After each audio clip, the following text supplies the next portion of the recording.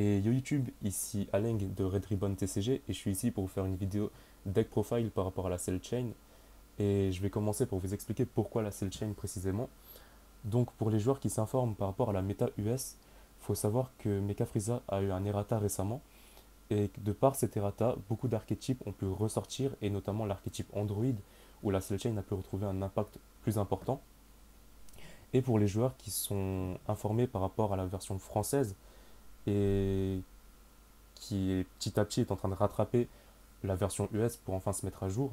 Il faut savoir qu'à l'heure où je vous fais la vidéo, la version française va bientôt sortir la BT2, donc c'est fin de ce mois-ci.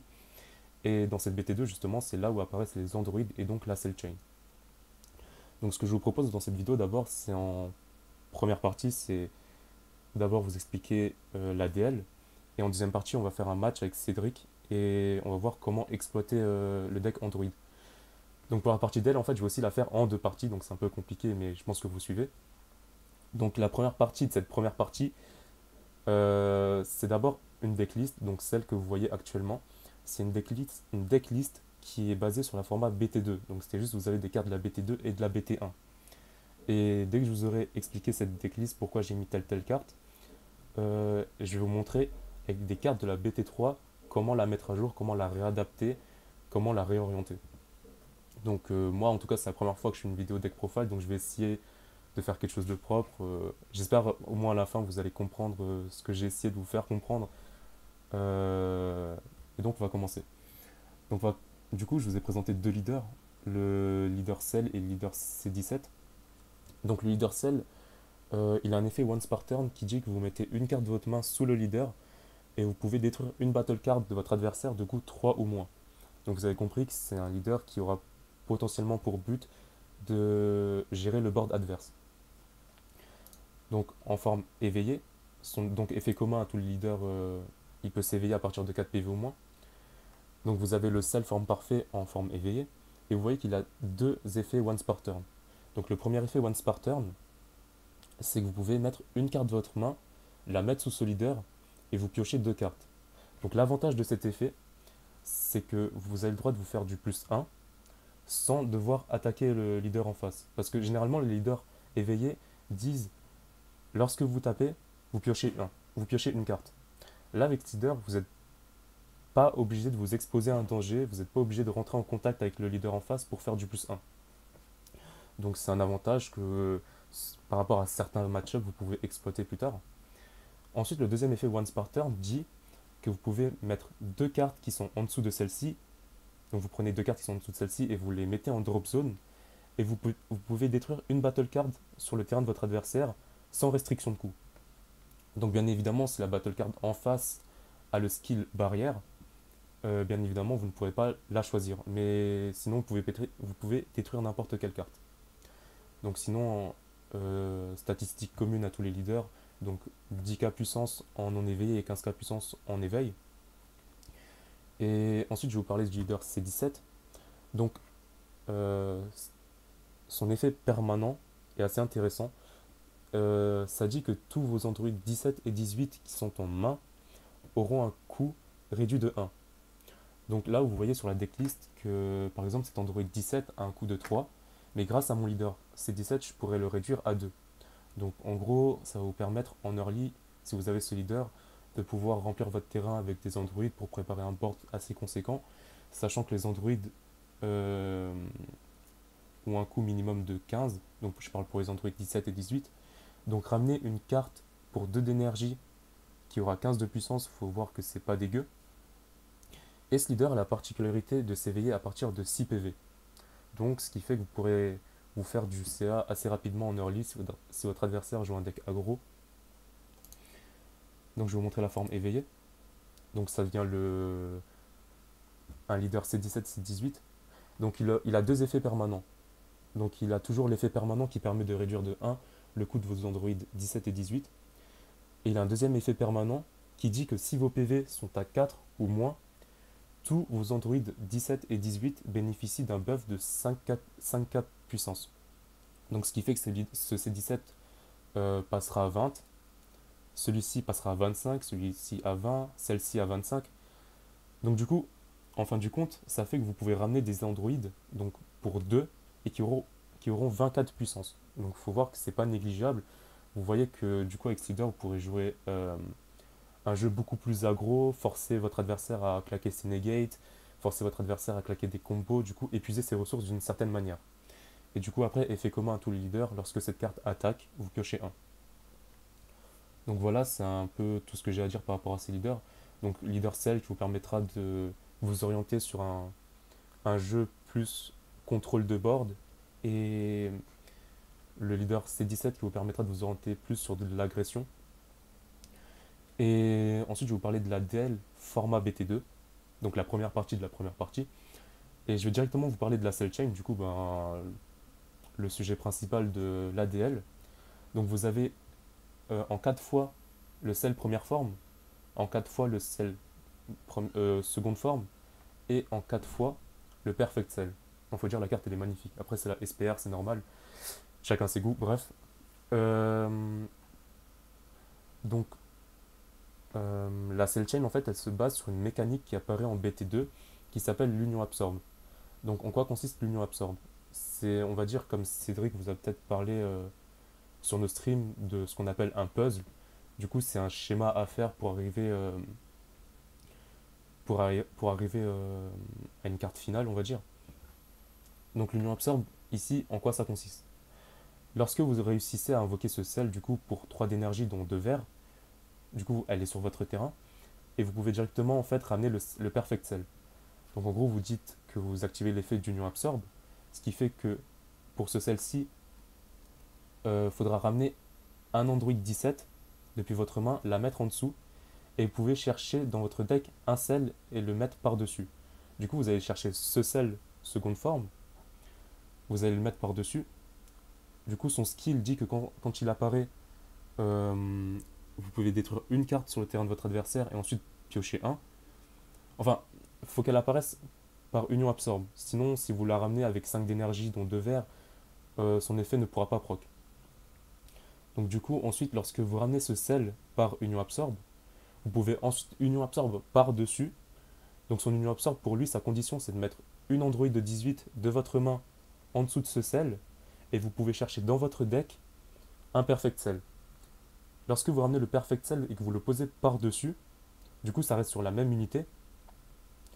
Lorsqu'il apparaît, vous pouvez... non, lorsqu'il apparaît et que votre leader est un android, votre adversaire défausse toute sa main jusqu'à ce qu'il lui reste 3 cartes en main. Donc du coup en fait c'est ça l'impact de la cell chain le plus important.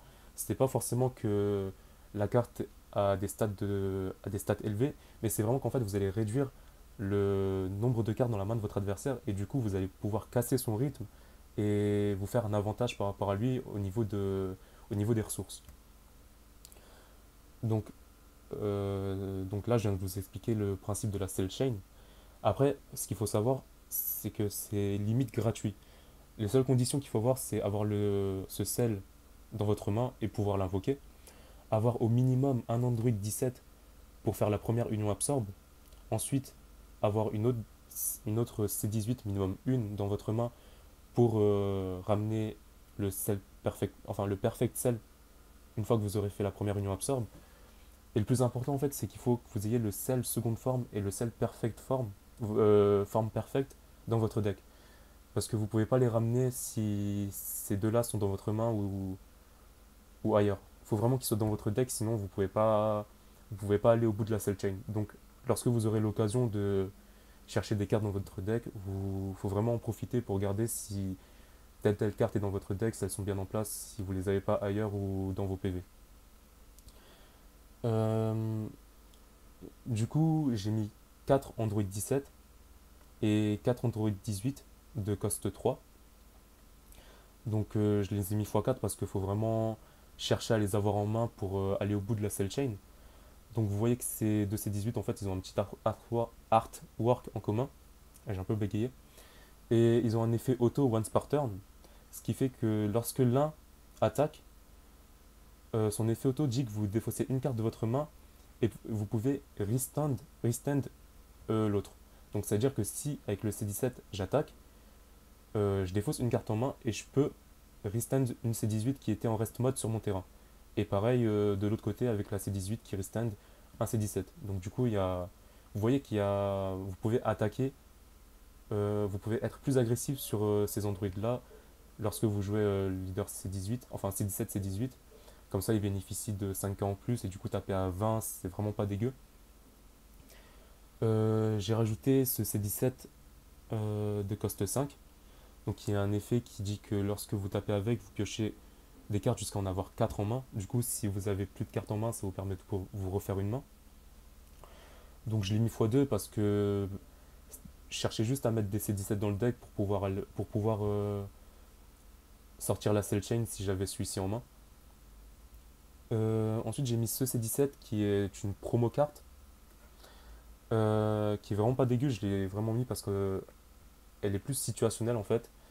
Lorsqu'elle est sur le terrain, son effet permanent dit que votre leader, enfin le leader adverse, ne pourra pas piocher lorsqu'il s'éveillera. Parce que vous savez tous qu'un leader, quand il s'éveille, sauf si c'est précisé qu'il doit faire autre chose, pioche 2 cartes. Donc pour toujours rester dans l'optique de limiter votre adversaire à se faire des ressources. Et j'ai mis cet Android 18, coste 5 x 2, donc qui dit que quand elle tape avec double strike en même temps, lorsqu'elle tape, votre adversaire discarde une carte en main. Donc vraiment pas dégueu pour toujours limiter des ressources en face si vous arrivez à si vous arrivez à la sortir. Euh, Ensuite vous avez cette promo card, donc Sangwan, qui a un coût de 4 qui est assez élevé, donc de vert. Déjà qu'il y a le critical. Il faut savoir que le critical c'est l'un des skills les plus importants dans le sens où c'est une pression que votre adversaire ne pourra jamais négliger. Vu que par rapport à une attaque normale, le critical va toujours vous garantir que votre adversaire va faire du -1. Parce que quand vous tapez avec critical, soit il va negate, du coup il va enlever une carte de sa main vu qu'il va jouer la negate, soit, euh, soit il décide de ne pas laisser passer l'attaque, donc du coup il va devoir combo et enlever des cartes de sa main pour que son leader ait plus de puissance. Ou soit votre adversaire va faire laisser passer l'attaque, mais comme vous avez le critical, la carte qui était censée prendre de sa vie à sa main va directement aller en drop zone. Donc vraiment le critical, si vous avez l'occasion de tourner des decks autour des cartes criticales ou si vous avez l'occasion de mettre des cartes criticales dans votre deck, je pense que c'est vraiment pas dégueu. Et son effet est intéressant dans le sens où lorsque vous invoquez cette carte, vous choisissez une carte de votre adversaire, une battle card, et vous la détruisez. Donc toujours dans l'optique où vous voulez chercher à gérer le board adverse en même temps que vous lui enlevez des cartes dans la main grâce à Cell Chain. Ensuite j'ai mis 4 super combos classiques, il n'y a pas grand chose à dire dessus. Le Son Goten Family of Justice, celui-là vous allez certainement, enfin vous n'allez jamais la jouer en battle card, vous allez surtout l'utiliser durant la phase de combo, ce qui dit que durant votre tour, lorsque vous allez combo avec cette carte, vous pouvez choisir une carte sur le terrain de votre adversaire et de cost 3 ou moins et la détruire. Donc toujours pour gérer le board adverse, vous êtes là pour l'embêter, pour montrer que vous avez l'avantage. Ensuite, le C16, alors lui c'est l'une des meilleures cartes BT2 pour pouvoir vous défendre. Euh, donc c'est une unité qui a 15K en puissance et qui a le bloqueur. Donc pour ceux qui ne savent pas ce que c'est que le bloqueur, c'est lorsque votre adversaire attaque, vous rentrez dans la phase de negate ou de bloc. Et du coup, c'est là où vous allez annoncer que vous avez bloqué avec cette carte, ce qui fait que l'attaque se redirige sur celle-ci. Et là, vous allez rentrer en phase de combo. Alors votre adversaire va vouloir combo ou non. Et, et vous allez voir si vous allez laisser passer l'attaque ou rajouter des cartes pour que celle-ci revive. Et honnêtement, je vous conseille avec cette carte de, si vous bloquez avec celle-ci, de combo par-dessus pour pas que l'attaque passe. Parce que ce bloqueur C16 a Revenge. Revenge dit que lorsque cette carte est attaquée, la battle card qu'il a attaquée sera automatiquement détruite. Donc déjà, ça va vachement l'embêter lorsque vous l'aurez sur le terrain, parce qu'il sera obligé de forcer une attaque de forcer une attaque avec une battle card pour la détruire. Mais le plus intéressant en fait, c'est que son skill auto à C16 dit que lorsqu'il détruit une battle card en face, elle se restand.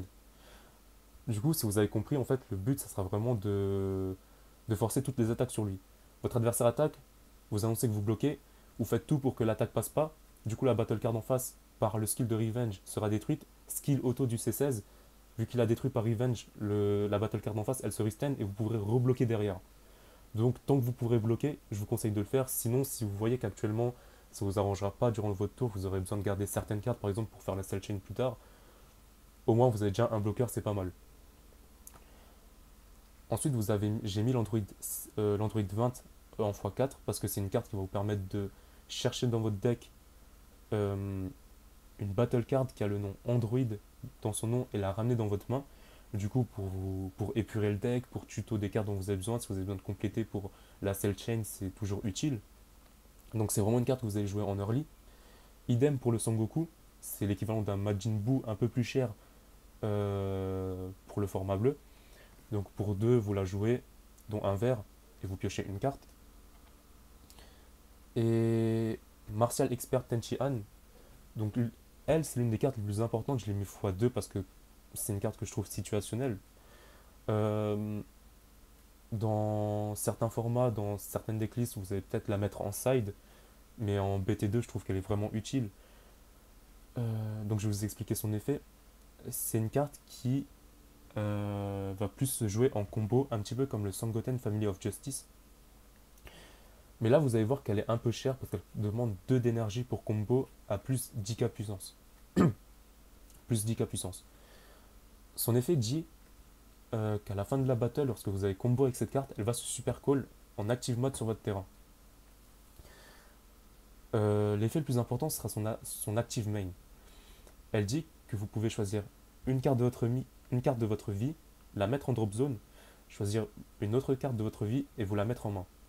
Et ensuite, après avoir fait ça, vous pouvez détruire une battle card en face.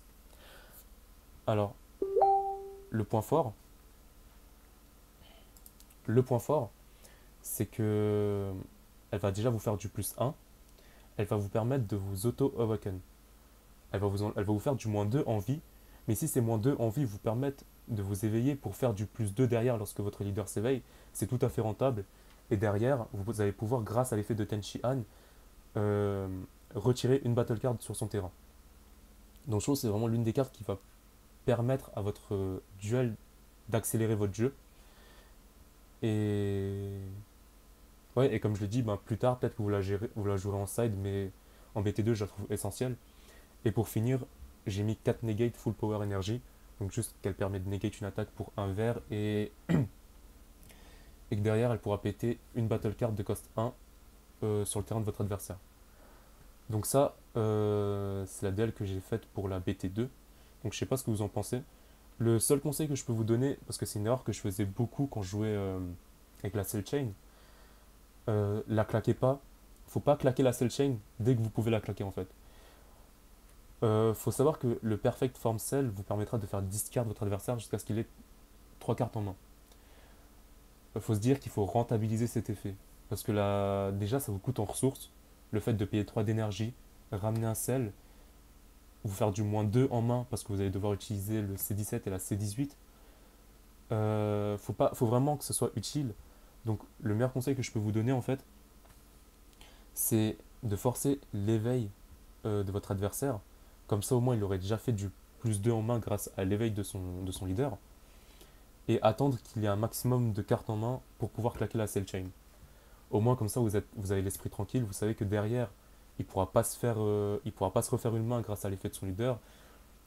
Et l'impact en fait sera plus important si vous faites ça après l'éveil de votre adversaire.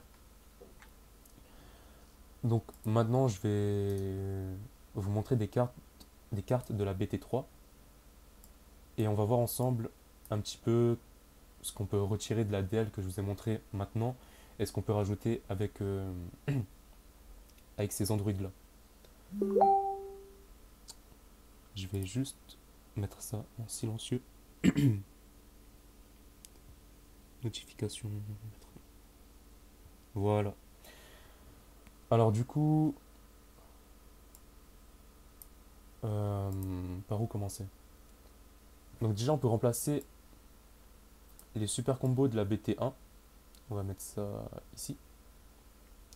On va les remplacer par les nouveaux super combos de la BT3. Donc ça, c'est un super combo qui... C'est un super combo C16. Et lorsque vous le jouez en fait en super combo, votre adversaire va devoir discard une carte. Donc c'est fort dans le sens où vous allez limiter votre adversaire en termes de CA encore une fois. Donc lorsque vous avez l'avantage sur la phase de battle, lorsque c'est vous qui attaquez et que du coup vous allez pouvoir combo derrière, vous pouvez la jouer, ça vous fait du plus 10k. Derrière, votre adversaire va devoir discard, du coup ça va peut-être limiter certains combos, ce qui fait votre attaque pourra passer. Ensuite, ce qu'on peut enlever, c'est ces trois Android 17. Et on va mettre les 4 Android 17 de la BT3. On va faire de même derrière avec l'Android 18. On va mettre les 4 nouvelles Android 18, je vais en parler juste après. Du coup, en tout, on vient de retirer 5 cartes. Il faudrait peut-être en retirer 2 derrière. D'accord. On va retirer ces deux-là. Et on va retirer encore une carte ici. Donc du coup, là, on reste à 50 cartes. Du coup, je vais vous expliquer les skills de ces deux Android 17 et 18. Donc à noter déjà que ce sont deux Android qui ont le critique. Donc comme je vous expliquais, pareil pour le Sangwan qui a critique, c'est vraiment une pression que votre adversaire ne peut pas esquiver, qui est impossible à négliger. Et là, ça va être un petit peu compliqué à expliquer, mais ils ont un skill commun. Donc le skill commun, pour l'activer, vous allez devoir consommer une énergie verte. Ce skill commun que les deux ont la même condition d'activation, qui dit que durant ce tour, si vous avez envoyé grâce à l'un de vos skills une battle card de votre adversaire dans sa drop zone, le skill va s'activer. Pour l'Android 17, si la battle card que vous avez envoyée grâce à l'un de vos skills en drop zone est une battle card qui a un coût de 3 ou moins, vous pourrez invoquer spécialement sans payer le coût une Android 18 de votre main. Donc soit celle-ci ou soit celle-ci. Qu'est-ce que j'entends par envoyer en drop zone par l'un de vos skills? C'est tout ce qui est effet par exemple de Perfect Cell qui dit que votre adversaire se défausse des cartes en main jusqu'à en avoir que 3. Du coup, si parmi toutes ces cartes, il y a une battle card de coût 3 ou moins, vous pouvez payer une énergie verte et activer le skill de l'Android 17. Pareil, grâce au critique du Sangwan ou le critique de ces deux Android, c'est considéré comme un skill. Donc si, lorsque vous attaquez avec un Android 17 qui a le critique et que vous voyez que la battle card est de coût 3 ou moins, vous pourrez par de suite derrière euh, utiliser une énergie verte pour faire son skill. Ensuite, l'Android 18, même chose. Pour une énergie verte, si durant ce tour, vous avez réussi à envoyer dans la drop zone de votre adversaire, grâce à l'un de vos skills, une battle card, cette fois-ci de coût 4 ou plus, vous pourrez détruire sur le terrain de votre adversaire une battle card de coût 3 ou moins. Donc ça reste dans l'optique où vous voulez gérer le board adverse et avoir un avantage sur le terrain. Euh, Ensuite, on pourra retirer ces 4 negates. Je vais faire ça directement pour ramener les 4 nouvelles negates spécialement pour Android. Qu'est-ce qu'ils sont gentils. Donc c'est une negate aussi de coût 1 qui va vous permettre de negate une attaque. Et derrière, la carte dit que si votre leader est un Android, pardon, si votre leader est un Android, vous pouvez défausser une carte et détruire une battle card sur le terrain de votre adversaire de coût 3 ou moins. Donc vous voyez que grâce à la BT3, déjà rien qu'avec le peu de cartes que je vous ai montré, vous avez déjà une accélération sur le fait de gérer les ressources adverses. Euh, Ensuite, ce qu'on peut retirer, euh, c'est un Android 20 plus les 3 Gohan ici. Et on va remplacer ça par 4 C20. Dr Gero. Donc Dr Gero, c'est une carte de coût 1 qui dit que lorsque vous l'invoquez, Vous regardez les trois cartes du dessus de les trois cartes du dessus de votre deck, et parmi elles, vous allez choisir un Android et la ramener à votre main. Donc, il faut faire attention parce que dans le texte, c'est écrit Android, mais il faut faire référence au spécial trait. Le spécial trait, en gros, je vais vous rappeler vite fait ce que c'est. Sur votre carte, vous voyez en haut à gauche, en haut à droite, là, sur mon écran, vous voyez la carte. Sur la carte, en bas à droite, vous avez trois lignes. La deuxième ligne correspond au spécial trait. Donc, c'est là où il faut regarder si la carte a le spécial trait Android ou non. Par rapport à l'Android 20, qui dit que vous cherchez une carte, une battle card qui a Android dans son nom, et non le spécial trait. Du coup, il faut vraiment faire attention, sinon en tournoi, vous pouvez voir l'adversaire peut voir ça comme une faute, etc. Vous risquez de prendre une pénalité, mais même si la chose en elle-même n'est pas trop grave, je préfère vous le dire maintenant. Du coup, en early, c'est une très bonne carte pour se faire des ressources, si possible, s'il y a une target parmi les trois cartes du dessus de votre deck. Ensuite, qu'est-ce qu'on peut mettre? On va retirer ces trois Goku. On va retirer. Non, on va d'abord le laisser. On va retirer les trois Goku et on va jouer trois Mira.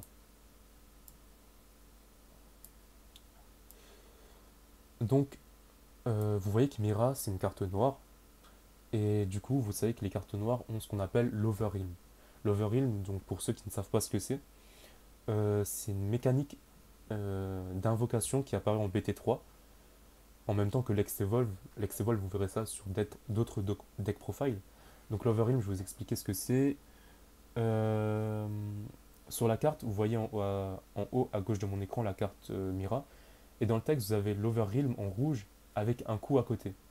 Donc ici, on a un Overwhelm de coup 3, ce qui dit qu'il faut que j'ai au minimum 3 cartes dans ma drop zone pour pouvoir faire l'Overwhelm. Euh, du coup, pour l'invoquer par Overwhelm, je mets les 3, je mets au minimum 3 cartes. Non, comment, non, faut que je refasse ma phrase, attendez. Ouais, je reprends. J'ai. Donc l'Overwhelm, c'est une mécanique d'invocation qui dit qu'il faut que vous respectiez le coût qui doit correspondre au minimum de cartes que vous ayez dans votre drop zone. Et lorsque vous voulez l'invoquer par Overwhelm, il faut que vous envoyiez toutes les cartes de votre drop zone en Warp Zone. Donc la Warp Zone, ce sera une nouvelle zone qui apparaîtra en BT3, et ce qui fait qu'en Warp Zone, vous ne pourrez plus toucher à vos cartes. Et lorsque vous envoyez toutes ces cartes de la drop zone à la Warp Zone, vous pouvez la ramener. Lorsqu'elle arrive par Overwhelm, Mira dit que votre adversaire discarde une carte. Donc du coup, en fait, ce qui est fort, c'est que vous faites la Cell Chain. Il lui reste 3 cartes en main. Derrière, vous pourrez faire une Overwhelm Mira. Son effet proc, il discarde une carte, il lui reste 2 cartes en main. Lorsque vous allez rentrer en battle, vous allez peut-être mettre 2 C16, ce qui fait qu'il va devoir discard 2 cartes. Et du coup, il se retrouvera avec 0 carte en main. Enfin, vous voyez déjà les petits schémas que vous pouvez faire derrière. Et après, ce qu'il faut savoir, lorsque vous invoquez une carte en Overwhelm, à la fin du tour, elle part en Warp Zone. Et vous ne pouvez faire qu'une invocation Overwhelm par tour. Bon, j'ai un petit peu mal expliqué l'Overwhelm. Enfin, j'espère que vous aurez compris derrière.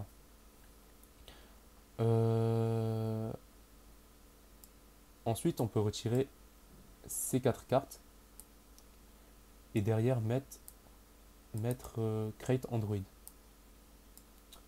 Vraiment, la mettre en 4 fois, c'est archi fort. Donc, c'est une carte motrice pour le deck Android qui dit que si votre leader est un Android, vous allez piocher 2 cartes, en discard une. En soi, votre main reste even parce que imaginons que vous avez 5 cartes en main, 5 cartes en main. Vous jouez Create Android, du coup, vous revenez à 4 cartes en main. Vous allez piocher 2 cartes, vous êtes à 6. Vous allez en discard une, vous allez revenir à 5. Du coup, vous allez rester even en termes de ressources en main, mais je trouve que ça vous permet de refaire une main derrière. Donc, dans le sens où vous allez pouvoir discard ce que vous voulez, ce qui ne vous arrange pas. Euh, Ensuite, ce qu'on peut faire, on va retirer une C18, un C17, un Android 20 et encore une C18, donc on va encore retirer 4 cartes. Et on va jouer Furthering Champa. Donc Furthering Champa, bon, vous savez que c'est une carte de la BT1 Et on la remet ici par rapport à une DL BT3, car comme vous le savez, en combo, vous payez 1, vous la jouez, elle donne 10k à votre battle card ou à votre leader, elle lui confère double strike.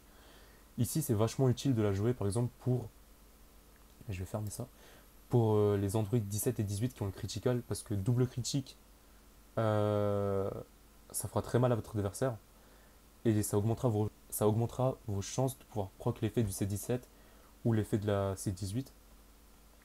Et surtout en dernière attaque, en fait, ça peut surprendre votre adversaire lorsqu'il a 2 PV, lorsqu'il lui reste 2 PV, vous lancez une attaque comme ça, il pense derrière que s'il laisse passer l'attaque, du coup, il n'y a pas de souci, et non, vous jouez Furzang Champa, vous passez à double strike, etc. Derrière, il peut pas garder, vous gagnez la game sur ça.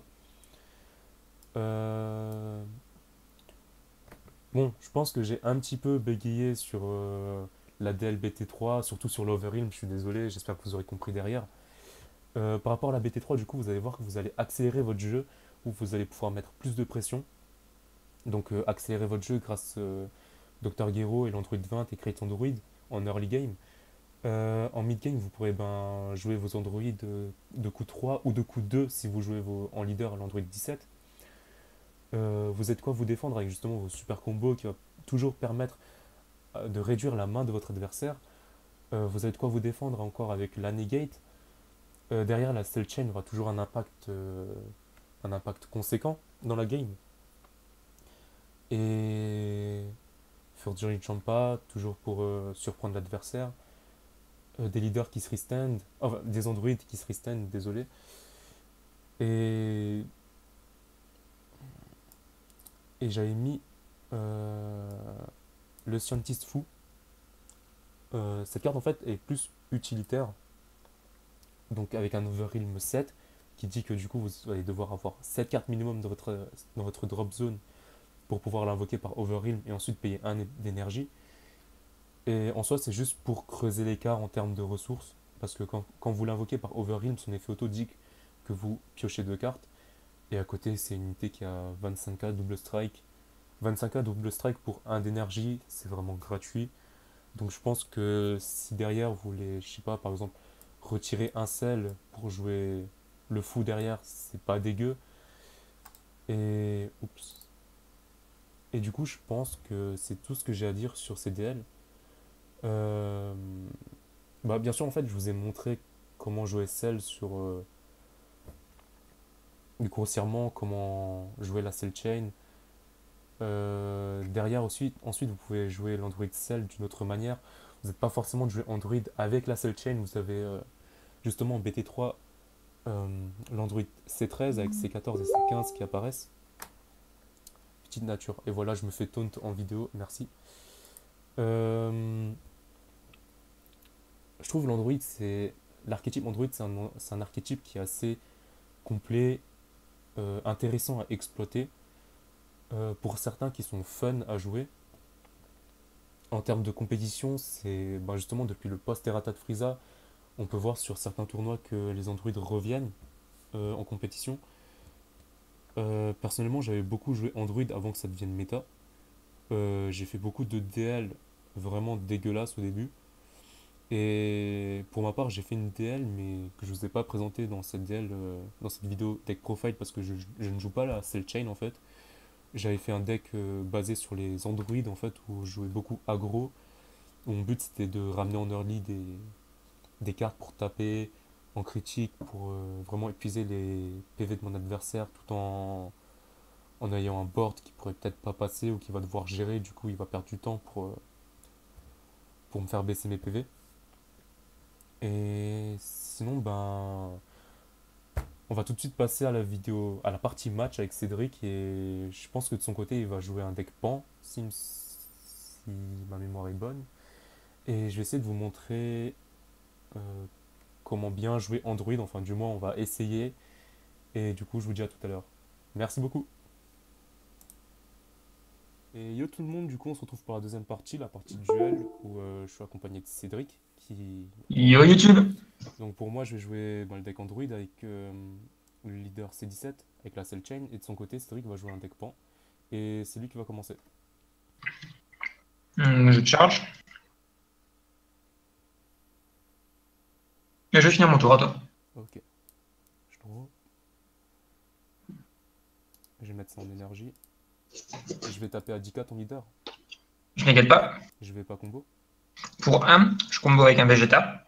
Mhm. À la fin de l'attaque où j'ai combo avec lui, si mon leader est rouge, il s'invoque en reste. Donc là, je l'invoque. Effet de pan, une fois par tour. Donc une fois par tour durant mon tour et une fois par tour durant le tour adverse. Lorsque j'invoque une créature, elle gagne 5000 de puissance pour le tour. Et si elle atteint et ou dépasse les 20 000 de puissance, je pioche 1. Donc là, Vegeta passe à 20 000 et donc je pioche 1. Ok. Bah, du coup, ça sera à toi, fin de tour. Je stand, je draw, je charge. Pour 1, je colle un Goku.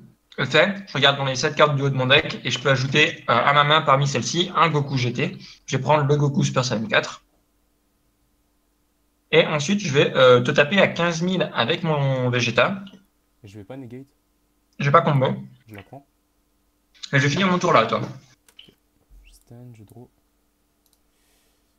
Je vais mettre ça en énergie. Du coup, grâce à mon leader, tous mes Android 17 et 18 en main ont leur coût réduit de 1. Du coup, au lieu de coûter 3, je peux invoquer Android 18 pour 2. À 15, je vais taper ton leader. Je vais pas negate. Et je vais pas combo. Je vais la prendre. Et à 10, je retape ton leader. Je vais pas negate. Je vais pas combo. Je vais la reprendre. Et du coup, ça sera à toi, fin de tour. Je stand, je draw, je charge. Pour 2 dans un rouge, je joue le grand tour. Et fait, je regarde dans les 7 cartes du haut de mon deck. Et je peux call parmi elles un Goku ou un Trunks ou une Pan. Du coup, je call Trunks. Ouais.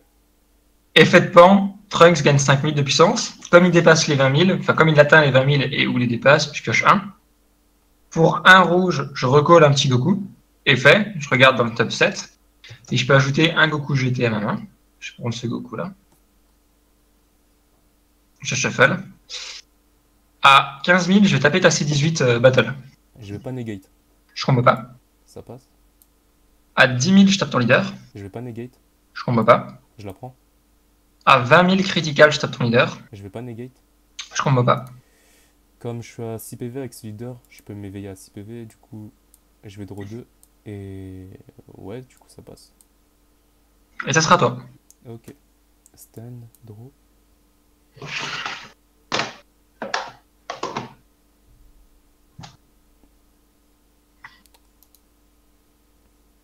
Et je vais mettre ça en énergie. Mhm.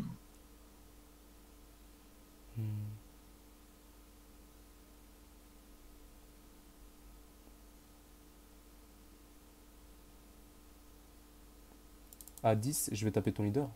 Je n'inquiète pas. J'ai pas combo. Je prends. Pour 3, je call cell première forme. Mhm. Effet union absorbe.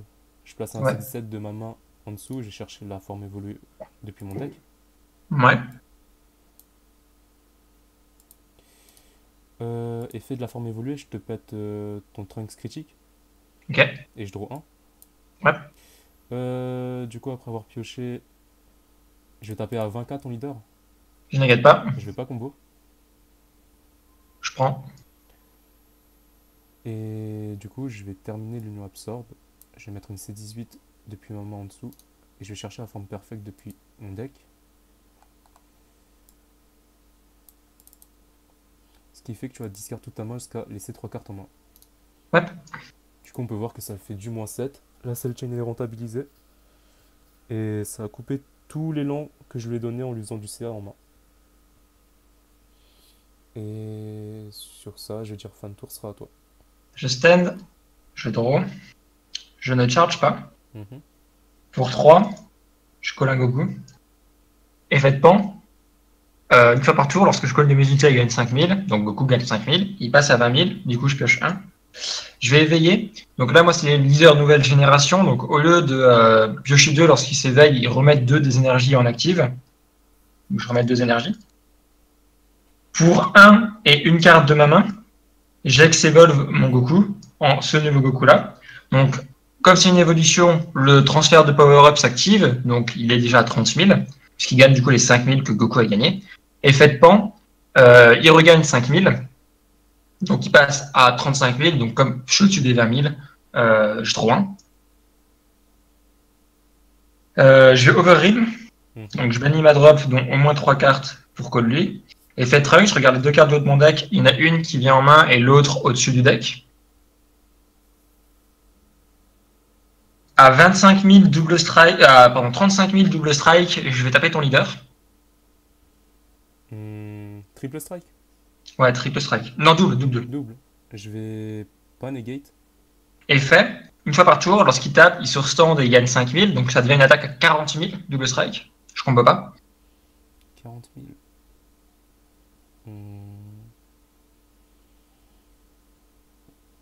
Je vais essayer de la garde. 40 000 du coup. Je monte à 20. Je draw 1. 30. 35. 40. Hmm. 45. 50. Je suis qu'à 40, hein. Je suis qu'à 45. Ah, Non, ok. je suis à 40. Je suis à 40. Du coup, 45, c'est bon. 10, 20. 20. 20, 30. 40. T'es à 40 ou 45? 40. Ok, du coup, faut que j'enlève une carte. Ouais, t'as bien fait de la garde, sinon je pense que j'avais la game. Ouais. À 15 000, je vais retaper ton leader. Je vais pas negate. Je trouve un, je combo pas. Je la prends. Pour un rouge et 2 cartes de ma main, j'activole mon Goku Saiyan 3 en Goku Saiyan 4. Donc les transferts de puissance se transfèrent, donc les 15 000 de puissance qu'il avait se transféraient. Donc là, mon Goku est à 55 000. Mhm. Et je vais call gratuitement cette pan-là, comme j'ai un Goku GT sur mon terrain qui a plus de 25 000 de puissance. J'active l'effet de ma pan, je donne 5 000 de puissance à mon Goku, qui passe donc à 60 000. Ok. À 15 000, je vais taper ton leader. Je vais pas negate. Je fais pas combo.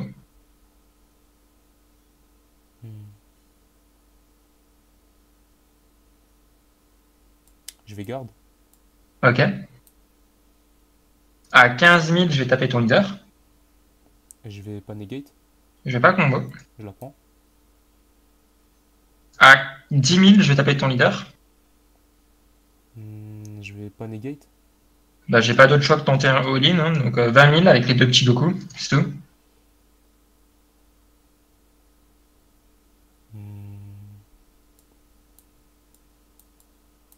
Je monte à 25. Ok. Bah, du coup, écoute, 60 000, je vais taper ton sel. Je vais pas negate.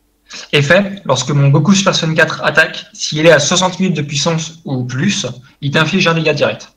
Ok. Et je combo pas. Bah, il tombe. Et du coup, ce sera à toi. Stand, draw. Et je n'ai plus de cartes en main à cause de la Cell Chain. Ok. Je mets ça en énergie. Je vais taper à 10k ton leader. 15, mais oui. 15. Je la gagne pas. Je draw, je vais. J'ai pas de carte en main. Je vais pas combo. Bah, je la prends. Et du coup, pour 4, je ramène le C17 et je vais taper à 25. Double strike ton leader.